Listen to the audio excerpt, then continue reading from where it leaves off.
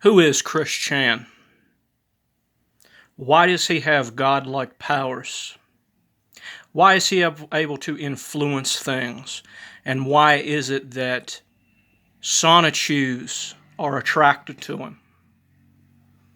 Well, Chris Chan doesn't know the story himself, but I do, and it's about time I tell it. Thousands and thousands of eons ago, there was the spark. This spark was the divine. And this divine spark is what we call God, me, and a few others, where in the, I guess you could say, the thought forms of the being,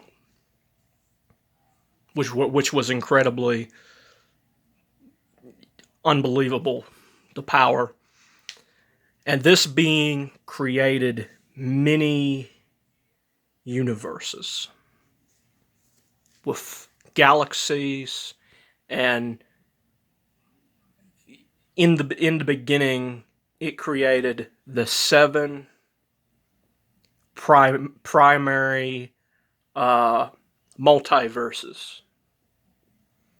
One of them was a multiverse of darkness. It was given the gift of darkness, meaning that the life there was to evolve in a universe that didn't have much light, at least not light as we know it. The suns there were of a different fabric, and everything was different. And it was easy in that universe for evil to emerge, but it was never inherently evil. There was a light universe, which is oftentimes referred, or a multiverse, which has many aspects of what we refer to as heaven. It's a universe filled with energy and tons of suns, like trillions of suns, all, you know. But the aspects of the beings that live there are as such that they don't get burnt up by the suns. And there were five others, which were, the five elements is what a lot of them were of, and within them there were also many universes. There were universes where the mammals mostly ruled, universes where the reptiles mostly ruled, universes where snakes and crickets mostly ruled. There was a place where cats ruled and all kinds of stuff. It was different categories. Like there was mammals, there was amphibians, there was insects, all kinds of stuff. There were all kinds of different intelligent life. Some of them were actually like lizards and stuff. And above all this creation, where the 21 primordial wheels, X-ray hearts, and I was one of them. I was the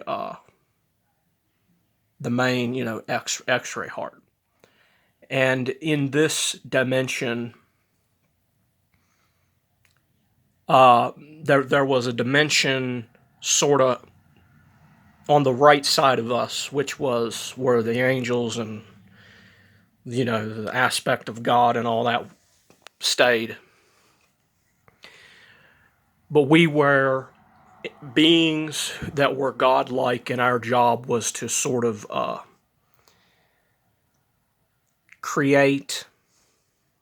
thought forms for the universe to send out and put everything in its place. And out of all these, we had a dimension that we lived in, right? This dimension, we saw a lot of the same colors that people do. But the colors were of a higher frequency, specifically X-rays, gamma rays, and ultraviolet. And we were able to see through things. So we saw colors within colors within colors, and they were multi-dimensional. And out of all of these beings, one of them was named, and it gets mispronounced nowadays, Ian Brann Androdason was one of the gods. He was one of the primordial wheels of the universe, of God's creation. But he was not Christian. Christian's like a very small aspect of this being. Ian Brann Androdason. He was a different aspect, but I was also one of the primordial wheels. And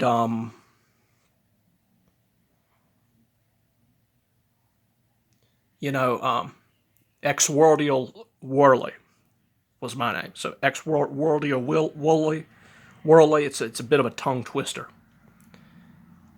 Exworldial Worley.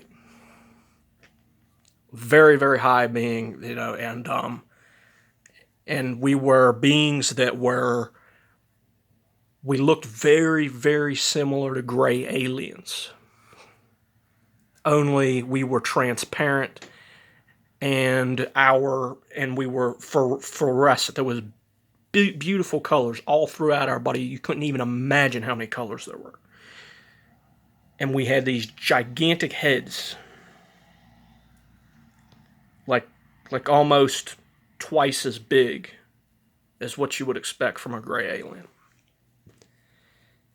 And one of the main ones was Androdason. And he spent a lot of time going through the worlds, checking things out.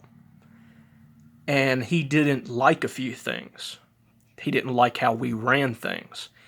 He didn't like how, things had to suffer in order to evolve in the shadow multiverse. Because, but he didn't understand that it wasn't inherently made that way. These people were given things, and they decided to do evil things with it. It wasn't our fault. And they were meant to slowly evolve through the universes till they got to our universe, right? But Ian Brann Androdason couldn't handle that. So he began to become enraged. He began to learn the secret energy work of the shadow multiverse. And he was going to go up against his 120 brothers, me and the other primordial wills of the universe.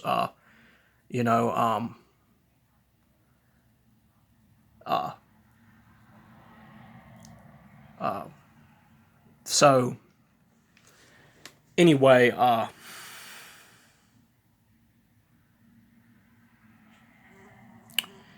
he confronted us. We were shocked to hear his arguments. Why is it that we get to live in this paradise and these people below us have to suffer, have to feel pain, have to feel misery? And we didn't know, and we knew better because we understood the laws and stuff of karma.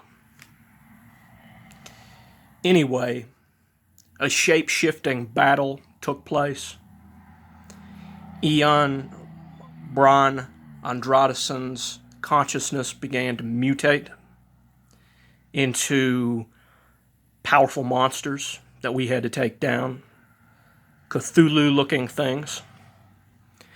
And when me and the other primordial wills defeated Eon Bron Andradesen,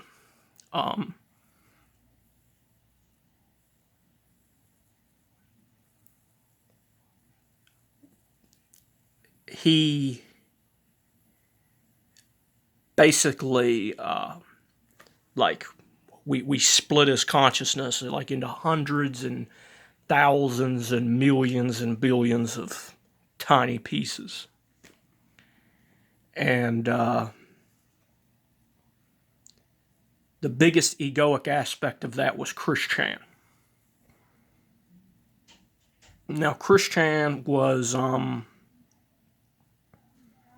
thrown down to a universe 1218 where he was, where most of the place was. It was a mammalian universe. It was ruled mostly by mammals, but he was thrown onto a planet that just so happened to mostly have reptilians. These reptilians were all mostly plant eaters. And as soon as he got kicked down into this world, the life there began to mutate. And all kinds of, disgusting cockroaches with the spirit of Chris Chan, and all kinds of mosquitoes and all kinds of disgusting things, and snails and giant flies that were like as big as fucking footballs and stuff were flying around everywhere, and they were eating up and destroying the dinosaurs. And there were these meat-eating giant lizards, which is now called Tyrannosaurus Rex. And there was like 6, 7, or 8 aspects of Eon Bron Andradesen that were just going around eating everything. And they slowly evolved into the Chris Chan we know today, and slowly gained power over your world. And that is the first part of the story. Be tuned for the next.